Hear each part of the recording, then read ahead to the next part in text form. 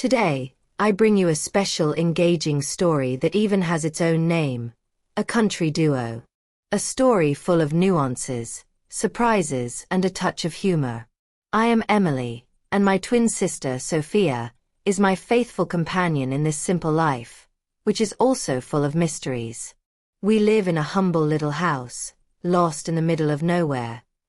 And when I say nothing, I mean nothing. Just land, wind, and a horizon that seems to never end. Here, life follows its own rhythm. The smell of the countryside fills the house every morning, mixing with the aroma of the filtered coffee that our mother makes with that lost look of someone who is always somewhere else. The caramel-colored dog, which is not even ours but has become part of the family, walks lazily along the dirt road, sniffing out invisible adventures. Our father. Oh, he is a man with rough hands, calloused from hard work in the city. His gaze always conveys a silent tiredness, a weight that he never puts into words. She spends most of her time away, leaving us in the care of Donna Maria, our mother. But care is a bit of an exaggeration. She seems to have found more interesting distractions than staying with us. Her eyes are always distant, as if they see something beyond the simple walls of our house. During the day, she visits the neighbors with conversations that never end. At night, well, the nights are an enigma, a mystery that we prefer not to unravel. Our house is surrounded by a vast field of corn that dances in the wind, as if hiding secrets between the rows. Fruit trees provide us with cool shade and birds that never stop singing. And right next door, separated only by a barbed wire fence, is Jake's farm. Jake. That name already carries a certain curiosity, don't you think? He is the foreman of the neighboring farm, a man in his early 30s, with steady hands and a way of smiling that seems to hold secrets that only he knows. One of those guys who has thrown a lot of rods into the water, patiently waiting for the right fish to bite. Sophia and I are very similar in appearance, but different in some ways. Her hair is as blonde as the midday sun, while mine is brown like the wet earth after rain. Her eyes are blue, reflecting the sky, and mine are green like the leaves on the trees. Our bodies are reflections of life in the countryside. Strong legs from running through the fields, arms marked by the sun, and a waist with a well-defined silhouette that swings like a bell when we walk. We are like two flowers in the middle of the bush, Sophia used to say, laughing. And we were, but flowers with thorns. One day, Jake, the foreman of the farm next door, showed up one afternoon, carrying a bag of oranges. "A gift for you," he said, his wide smile revealing white teeth. Sophia and I exchanged glances.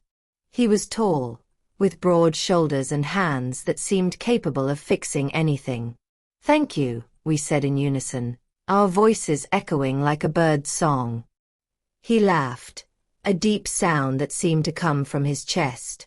"Twins, aren't they? How beautiful." And that's how it began. Jake would disappear from time to time. I didn't understand why. Donna Maria would also disappear, and the few times he would show up it was to help us fix the fence, mow the lawn in the yard, or just to see if everything was okay. "Do you need help with anything?" he would ask, his dark eyes shining in the darkness.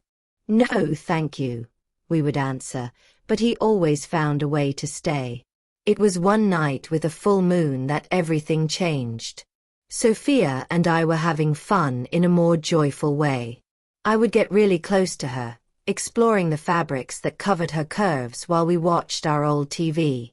She liked that. It was the only way we could find to have fun. My skillful fingers would meet her happiness, like a kind of music played by a professional, and she would offer me the same joy.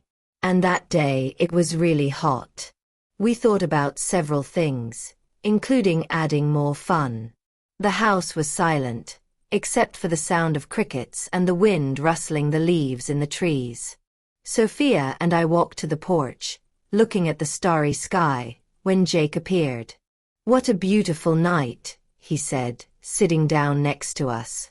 It really is, I agreed, feeling the warmth of his body close to us, but very respectful. He began to tell stories about when he was young, about his mischief.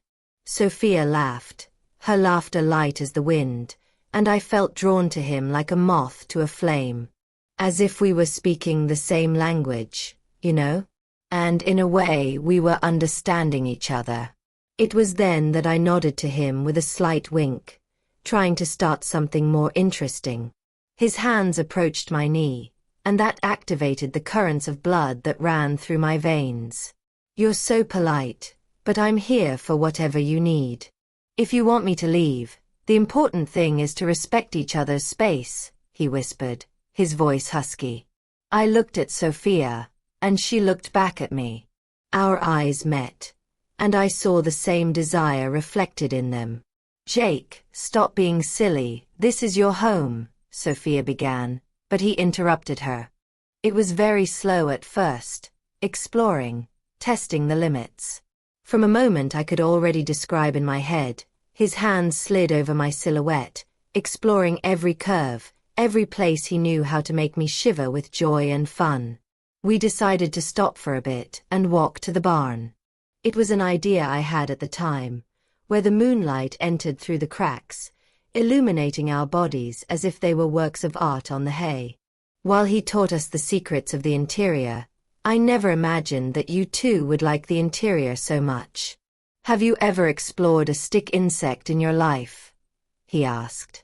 No, we only explored what was inside the house, I told him, smiling, as the fabric slowly fell. I could see in his eyes the size of his happiness, the treasure he had found. Better than winning the lottery was like winning the lottery twice. At that moment, he knew how to work and take turns with the tool in two works of art. It seemed like a combination, an alignment, a perfect fit between hunger and the desire to eat. Each movement was deep, professional, and farther away. I smiled, thanking him, and Sophia smiled along. Emily, he whispered, his voice almost breaking, showing the joy of providing something I had wanted for a long time.